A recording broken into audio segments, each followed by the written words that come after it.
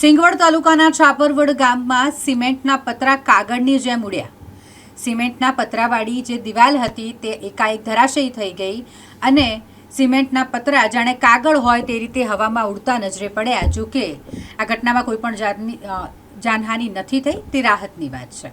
દાહોદ જિલ્લામાં ગતરોજ એકાએક વરસાદ શરૂ થઈ ગયો, ભારે પવન ફૂંકાવા લાગ્યો અને વીજળી પડવાની પણ ઘટના સામે આવી છે. તેવામાં સિંગવડ તાલુકાની વાત કરીએ તો છાપરવડ ગામમાં એક વહોનિયા કાંતિભાઈ મનુભાઈ કે જેમના ઘરે સિમેન્ટના પતરા છે.